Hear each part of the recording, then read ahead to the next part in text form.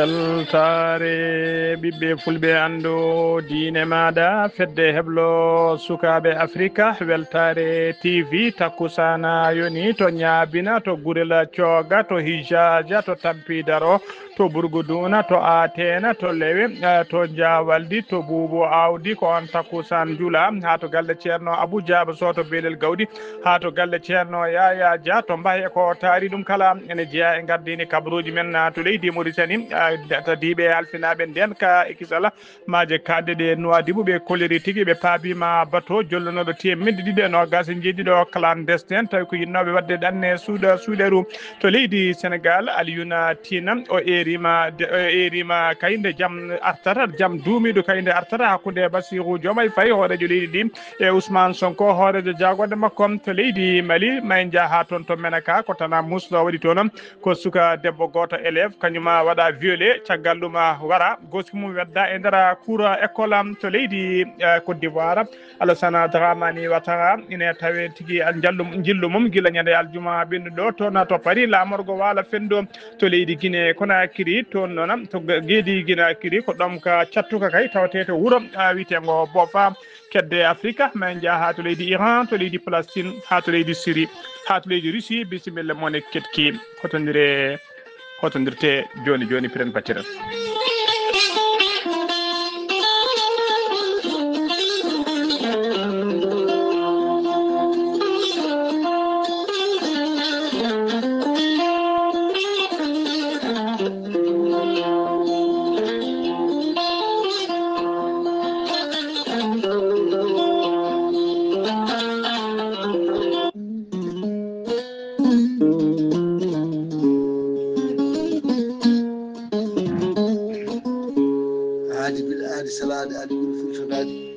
salade aadi ɓuuri firtude aadi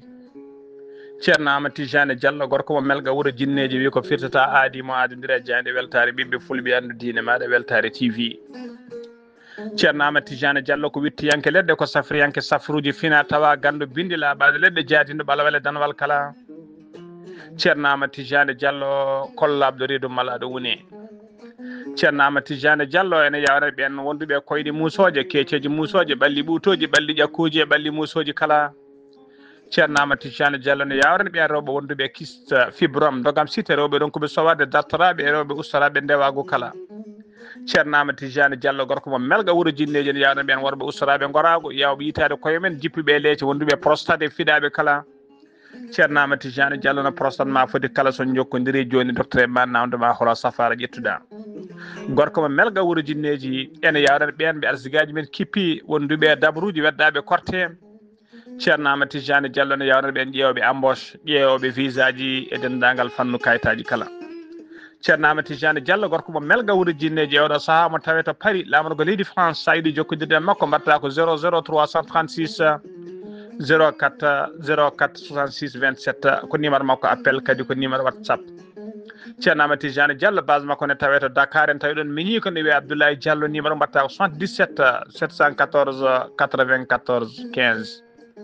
ceerno Amadou Tidiane Diallo gam hoybitande tawateɓe lappol palol dande maayo ɓe Mauritanie e Sénégal base makko ne tawe to Rosso ha to Dagana kala ene tawi ɗo sehil makko ɓi nene makko ceerno Amadou Dia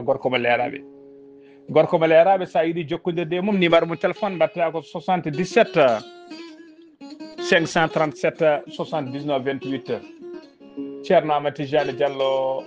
base mum ne tawe to Nouakchott ene tawi ɗon miñi ko ɓiyi ko ene wiye ceerno Abdoulaye numéro mum mbatta ko 46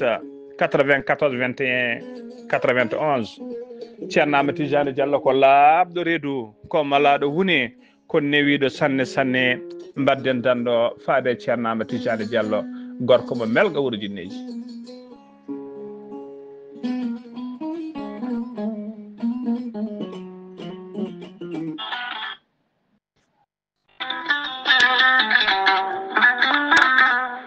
tare ki lekki gorelte safruki ko heewi hande o e nder windere nde kala gorelte ko haako moƴƴo iwruko to kordinoro ari ko safrude e wallude ha moni kala yiito hen hoore muɗuma gorelte hewɓe safortoɓe kolliti jiitimi hen koye mumen joguiɗo AVC jogui cardiaque mo ƴiƴam dogata e ɗaɗi mum ɓandu jaaɗoru ɓandu wuloru e kala ko faate ɗin fannuji kala sa jokkodire gorelte ma wi alhamdulillah neɗɗo tuƴiɗo yahata juma ni jama ni jokkoyde enɗam ngam ɓandu musde jokkodire gorelte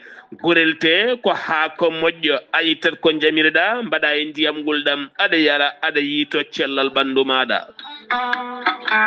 gorelte sa yiɗi hebde hen kollaɓe jahata koto google mbaɗa www.gorelte.com ma janggan hoorema kala ko gorelte safrata kala sa yiɗi jokkodirde e tongoɗe gorelte so tawi gonɗa koto risatol jokkodirta koye galle ceerno Yahya Ba mbatta ko 77 780 30 85 so tawi noon gonɗa koto wuuro teddungo woni Madina Gounass jokkodirta koye Amadou Samba Lo mbatta ko 78 119 00 65 so tawi noon gonɗa koto Galoya jokkodirta koye Aissata Touré mbatta ko 77 218 09 98 so tawi noon gonɗa koto Aslem jokkodirta koye Mamadou Demoya mbatta ko 78 289 03 90 so tawi noon gonɗa koto Pikina jokkodirta koye Amadou Isma Ndiaye mbatta ko 77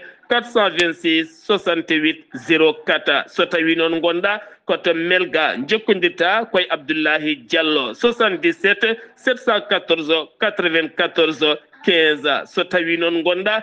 koto Marsibou Bessa jokkodirta koye Amadou Diallo 78 219 72 54 so tawi noon gonɗa koto leydi France jokkodirta koye Haruna Ngayda 06 05 99 64 43 musidɓe tedduɓe gorelte e jeese men dañen jaam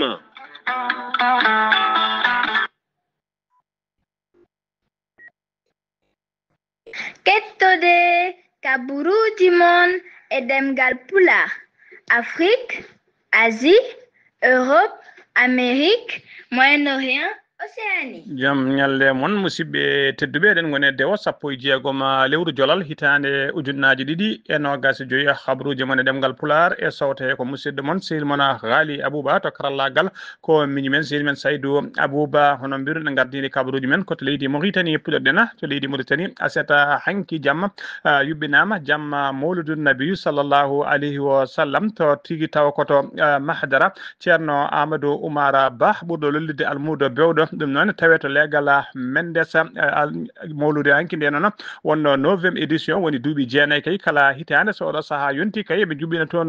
mawlud tawi ko mawludu nabi sallllahu alayhi wa sallam jamma hanki o noon tugui kay nde kiraɗe kirta kay ha salatu era ko daaɗi almuɓe wondude e beytiji belɗi no fewi woni ko yuɓɓina toon tawi kadi ne wonde sira nelaɗo men sallllahu alayhi wa sallam on sira noon wonno conférencier muɗum ko ceerno Amadou Wadda o yuɓɓini toon o weltini pittali julɓe no fewi e caggal kay nde o haali ko fati e gurdam nelaɗo men sallllahu alayhi wa sallam kanko ceerno Amadou Oumar Ba noon ɓurɗo lollidde almudo bewɗo omo yetta noon omo jarna ko ardi foof dendagal yimɓe leegal ngal kala hono Mendes naɓe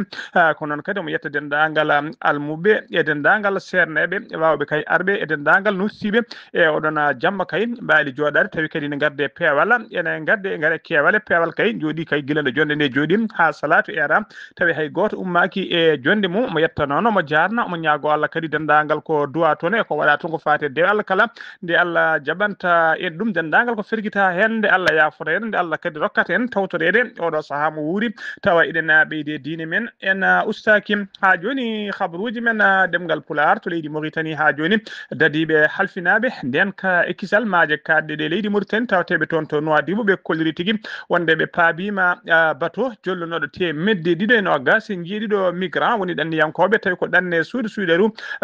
tawi foof ko Afrique naaɓe ɓe nationalité ji cettuɗi yinnoɓe naatoyde toon to dongre Europe tawi ɓe jinno natirde koto leydi tigui Espagne bateau o noon walano ka ummorno koto leydi Gambie laana mabɓe noon laana ka noon faaba tigui koye nder lugge maaje ɗe Nouadhibou ɓe mbaɗi noon kene ɓuura balɗe sappo e nder ndiyam he ko Gambie naɓe noon ɓuuri hewde makka saabu e nder laana kane tawe hen temedere e nder mabɓe noon tawi hen temedere capantati e joyi tawi ko gambinaɓe ina jolni hen kadi ene tawi hen capanɗe jeeɗiɗo e tato Sénégal naɓe wondude sappo e jeeɗiɗo Guinée naɓe e Guinée Bissau naɓe ɗiɗo ina tawi hen kadi e rewɓe e sukaɓe kala nden noon ɓe gartirama ha to kaggulaɗe to Nouadhibou ɗo ko ɗon tigui ɓen garde kodo battiɓe kay juuɗe équipe aji tawi ko docteur eɓe wondude e halfinaɓe ko fate sécurité kala ko ɓen noon ɗon noon guila ɗon to kaggulaɗe ɗo tawi puɗɗima rokkede safruji kay ko fate safruji garwaniɗi kay ko adi ko yoga e mabɓe kay ne ɓennine toon to hôpital saabu ene tawi mabɓe tampuɓe no fewi ɓe cellani e wonduɓe manggal ñabbuji kala ko wayno heegue tampere kala nden ɓe jettima toon to hôpital noon e ɓurɓe tampude ɓe taskama hen tigui hen goto e mabɓe tawi kadi ko Sénégal najo wasi fittande mum e juuɗe e safroɓe ha joni ko leydi Mauritanie keddoɗen ili wula el Verica kañum woni jagorgal kafinagal ko fati équipement et transport mo gendi Mauritanie o waɗi tigui o weltanaki haydara kay oɗo entrepreneur tawi kadi ko étranger woni koɗomo jeeya kay leydi ndi kebnoɗo contrat kay tawi on contrat ko fewnude lawol hakkude timɓe jaka faade toon to nema saabu golle kay ine tardi sanne e wasde kadi wasdemo hormade kay obligation ngaji ɗi o sifodiranno ko ɗum saabi kay jagorgal ngal eri wula Verica holliri hen mette mum no fewi o umminima kadi holliri oɗo saaha joni kay ɓe umminima ko fate procédure de résiliation wadde résiliation oɗon contrat woni ittude contrat ha laaɓa e juuɗe on entrepreneur ko noon ko caggal kay nde hoorejo leydi Mauritanie Mohamed Cheikh Al Ghazouani wanno jillu mum toon to hoddela Sharqi ko ɗon tigui ɓe teski golle ngolɗon lawol ene tardino fewi o haɗat ɗon tan kanko Eliwul Verica saabu o holliri kay wonde kay ɓe goni koye heblanade ko fate dossier kesso wadde appel d'offre ƴewde kay holla entrepreneur walla fournisseur poɗɗo hebde kay ɗeɗon golle halfinede ɗeɗon golle ko fate jokkidde ɗeɗon golle kollon lawol ha joni ko leydi Mauritanie kedena Mokhtar Wula Ndiaye ko kañum woni hoore jagorde gendi Mauritanie ene tijjano kay e nder semaine janggo o ene ɗaminino ma wat jillu makko kay tawi ko notuyade bismango nando makko sehil makko hono Ousmane Sonko mo leydi Sénégal bisminoma jillu ngu noon hollirama tigui ngo dirtinama hay sinno ngo haytani kay ngo dirtinama ha ɗo e yesso koye disodiral noon to banggueji ɗiɗi kala woni to banggue laamu leydi Mauritanie to banggue laamu leydi Sénégal kala koye ngal disodiral kay ɓe koliri oɗo saaha joni kay jillu ngu foti ko dirti nede ha joni ko leydi Mauritanie keddoɗen fawru tawi ko fawru mawdu no fewi woni ko wiyete entrepôt mo commission à la sécurité alimentaire halfinaɓe ko fate haɓade heegue halfinaɓe ko fate haraduru nder leydi hen ɓe kolliri tigui wonde ɓe mbaɗi inauguré fawru mawdu no fewi woni entrepôt mawɗo mahaɗo toon to ko boni ko commissaire noon à la sécurité alimentaire oɗon biteɗo sokhna Fatimata Wula Minto sokhna Fatimata toon hague Minto Khatri hono ɗaccon haqqi hono sokhna Fatimata Minto Khatri wondude tawi omo sawdiri e gouverneur région occidentale on hono Ahmed Mamadou Kelly ko kamɓe tigui udditi oɗon entrepôt kamɓe udditi waɗi inauguré oɗon entrepôt mahaɗo toon to Koboni ɓe mbaɗi kadi visite d' inspection stock alimentaire gonɗo toon o tawi ko programme sociaux de l' état ɗum noon nduɗon fawru noon mahaɗo toon ɓe kolliri tigui ne jogui hattani moftude kay ha kene wona temedde joyi tonnes tawi ko guura sécurité commissariat sécurité alimentaire noon ene jogui miijo kay maade fodde capanɗe tati fawru wondu woni entrepôt goɗɗi kay e nder jokli leydi he kala tawi ɗin capantati e nayyi paabi kay so mahama kanji kala ɓe mbawa moftude ha temedere capantati e joyi ujunere tonnes tawi ko guura gam fabade kay ɓe ɓosguji tawateɓi e nder ɗiɗon région ngaji ha joni habaruji men ɗemgal Pulaar senno mima to leydi Mauritanie ko to leydi Sénégal paaɗen to leydi Sénégal aseta hanki sappo joyi jolal ko opération de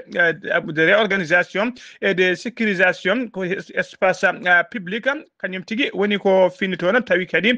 koye dow axe to wiyete liberté 6 ha yetto kay to wiyete Grand Yoff ardi golle ɗe noon ko sous préfet ji d' arrondissement de Grand Dakar ɓe Parcelles Assainies supervise golle ɗe noon ko biteɗo monsieur Bloden kañum woni préfet mo Dakar opération ngaji ɗi noon ɓe mobilise police nationale wondude catala witeɓe sona jedda wondude mairuji local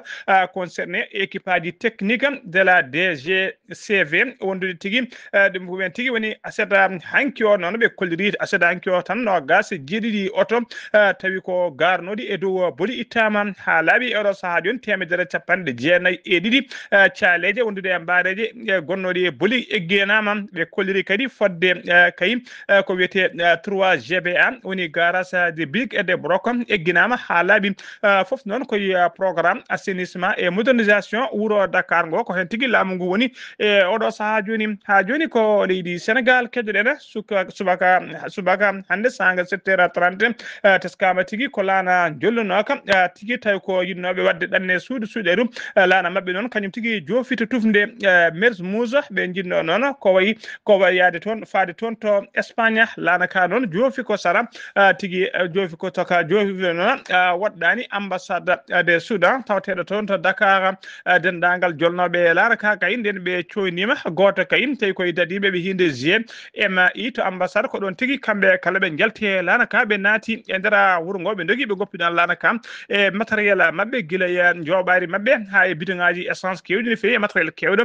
ko ɗon tigui laamu ngu ƴeŋtini ɗum ha joni ko leydi Sénégal keɗoɗen Touba naɓe piniri tigui ko timir tigui ko remde fittude e ittude dendagal ñonkoto e nder bamule woni Guénalé to ɓe mbiyata cimetiére de Bakhiya nden noon wiyede ɗum tigui woni koɓe dawri e subaka hande o kene ngakka waktuji ɗiɗi noon wonde moins de 2 heures tawi dendagal Guénalé ɗe kala ɓe pitti ɗum ɓe itti dendagal kuɗoli e puɗoli gonnoɗi hen e ñonkoto kala ɓe itti ɗum ha laaɓi tawi koye dow digguel khalifa général des mourides woni o Serigne Mountaga Mbacké golle ɗe ɗon mbaɗi tigui koye gardugol Khalifa Baye Fala hono Serigne Andi Khady Fala subaka hande kay ko gila law teskama gila subaka law tawi Guénalé ɗe mbi dak yimɓe tawi ko notitiɓe e ɗeɗon golle ɓe pitti Guénalé ɗe ɓe itti dendagal ñonkoto e dendagal kurjudaji e mbusuji e dendagal kuɗoli tawtinoɗi en kala ɓe pitti Guénalé ɗe ha laaɓi ceram ha joni ko leydi Sénégal keɗoɗen Alioune Tine kañum tigui Alioune Tine ko kañum wonno kay koɗo galle tawi ko émission moɓe mbiyata émission dominical e Sida FM o wi noon ko yidde makko kay oɗo saaha joni ko yidde makko e oɗo saaha joni kay o holliri ko Ousmane Sonko kañum e Bassirou Diomaye Faye nde tigui jaam duumiɗo dañete artata hakkude mabɓe ko ɓuuri yawde e yaccade o holliri noon wiyede kay o holliri kay nguttu walla kerej gonɗo hakkude Ousmane Sonko e Bassirou Diomaye Faye hewɓe ne cikka kay ko ittugol Aïda Mbodj e gardigo coalition Diomaye président lomtini ɗon Mimi Touré hewɓe ne cikka ko ɗum addi kereja o holliri noon kereja o kay waɗi ko addi ɗum ɗon o wi noon Alioune Tine noon wi kay wonde kay caɗele mabɓe kay koko fati e subgoji caɗele ɗe tigui koko fati e subgoji tijjaɗi kay en 2029 o wi noon en 2029 en 2000 wonata tigui wonata concurrent Diomaye Faye kay en 2029 concurrent Bassirou Diomaye Faye kay jogoto tan concurrent tawi ko concurrent ɓurɗo garɗo no fewi ko on biteɗo Ousmane Sonko o holliri noon wadde kay e oɗo saaha joni kay ɗo ko adi subgoji 2029 so tawi ko wiyete éligibilité Ousmane Sonko so tawi fewnitaka artiraka kay jaam duumiɗo wawa artude hakkude Ousmane Sonko e Bassirou Diomaye Faye kanko Alioune Tine noon o wi kay haare hakkude Sonko e Bassirou Diomaye Faye ɗum noon so juuti moƴƴani e nder moƴƴani leydi hen ha tenti noon e oɗo saaha joni leydi ndi ne tawe caɗele tawi ko caɗele faggudu fewi noon o erima kay dendagal ɓen witeɓe tigui ko yimɓe dawrugol e ɓen kaydi taw ko witeɓe yimɓe dowluɓe no fewi nder leydi hen nde dogata koyɗe jaam arta kay hakkude Ousmane Sonko e Bassirou Diomaye Faye o holliri noon o wi kay caɗele baɗi ni e leydi Sénégal heeɓino ɗum e saaha Senghor ɗum noon Senghor hollirino wadde ko wonde no annama dictateur ne ha supprime no poste premier ministre wadde kadi heeɓino ɗum ɗen caɗele hakkude mum e Moustapha Niasse o holliri noon holno relation o haali kadi holno relation moƴƴo kay beldital e jokkodiral moƴƴal holno foti waɗede kay ha Bassirou Diomaye Faye e kañum e Ousmane Sonko jaam duumiɗo arte hakkude mabɓe ha joni habaruji men ɗemgal Pulaar senno mima to leydi Sénégal koto leydi Mali paaɗen délégation tawi ko Mauritanaɓe timmuɗo ɓe jettima toon to Bamako lamorgo gendi Mali e gardugol noon tawi kadi ɓe joddima toon noon e général de corps Sadio Camara kañum woni ministre de la défense mo leydi Mali ardi délégation Mauritanie non ko secrétaire général du ministère de la défense nationale hono colonel Isaga Mahmoud Brahima Sadio Camara non kañum woni jagogal kafinagal ko fati défense mo leydi Mali et des anciens combattants au bismabe au jodimabe be ngari ton non ko yimbadi kay ko wité salon international de la défense et de sécurité woni ko be mbiyata Bamex 25e salon non wadi ko ton to kulikoro ha joni ko leydi Mali keddode na ko leydi Mali non ko hamni kadi wadi ton to menaka ñane sappo nayi lewru novembre 2025 gonde ndu ko suka debbo goto élève mo duubi sappo ya jeetati biteno Fatimata Amadou kanyuma tigi wadanno ko classe de 10e kanyum wada violé woni tigi o bonna caggal dum kadi be njobi fittadu makko goski weddam e ndera cour école enquête gadam non holiri tigi wonde ko badado violé ko adi ko mo ware enquête jaaji non uditama hen belen ande kay hol wadbe nde dona bonande ha joni khabruji men demgal pulaar senno mimato leydi Mali ko to Côte d'Ivoire paden Alassane Dramani Ouattara ko hoore jo leydi Côte d'Ivoire cubado kay nyeda no gas juya lewru octobre gonden mayno dum tawi kay ko ardo leydi ndi e 4e mandat kankate manda non kanko Alassane Dramani Ouattara non o mima Abidjan gilnyade aljuma yidde gila aljuma o yabini tigi pari la morgo wala fendo yidde yimbe gouvernement hewbe non mbawi tigi 12 demo hato bowal laade diwaje wondude tadi be barta buuji towdi kay mbawi 12 demo hato bowal laade diwaje ngala Abidjan jillungu non o wadi dum tigi ko kay ko adi ko mo wada o wadi tiko mo fuddo wada investiture makko 4e makko mandat investiture 4e makko mandat non tijja tigi wada ko nyande 2e ndera 2e lundi e ndera lewru décembre dara tondu ha joni khabruji men demgal pular sen no to leydi Côte d'Ivoire ko to Guinée Conakry paden bofo ko bofa ko wuro tawatengo temedere capande 5 km hakkunde mum e Conakry lamorgo leydi di bofa non tawe dom ka sattu kana fewi di sabu kay ngakkede be ndiyam be kolliri kay yoga e leede kay o do sa kala kay ko ngakkude ndiyam rubinaji mabbe ko jori kon hay wadere yaltata hen e o do sa joni hebde ndiyam kay ko yara ko cadele mawde no fewi hala ko non ko fati e ndiyam tawi ko buftete damna ha joni khabruji men jolam jabedi ko to leydi Iran padena to leydi Iran non leydi Iran tawe kanyumne e yoro muskono fewi woni seseresa mawduno fewi laamu go non wadi tigi opération mum gadano hitande hikkande tawi ko opération ko be mbiyata dansement dum non déniage dum non kay ko jettude laade diwoje wade hen produit ji dina produit non be poufa e doule he bele doule de ne pousa wonta baade ndiyam ko dum woni ko be puddi wadde hande bele be keba nokku yoga e nokkuji kay bele baawa hebde to boji men habaade ko fati e yolere ko to leydi Palestine padena Palestine be tato kay mbarama e ndara bombardement mo koni ko be leydi Israel mbadi to funnange wuro witengo Khan Younes e ndara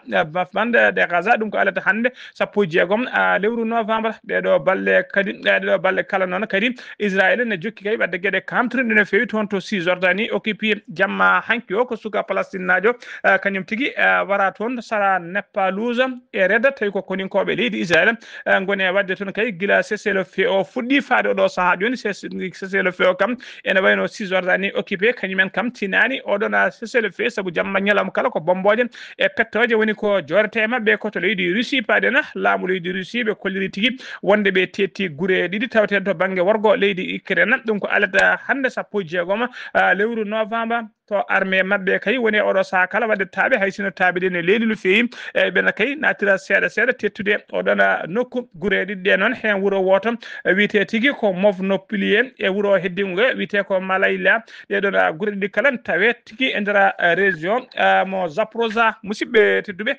gasi halabi cer ko dum do wonno ko min tonga non khabruji mon e demgal pular e sawte ko musiddo mon Seydou mon Ghali Abouba to karallagal ha mbawon yide en to bange nafe bo sojo ko Saydou Abouba ketki malaki jam yo jam Allah jogo mi jogo on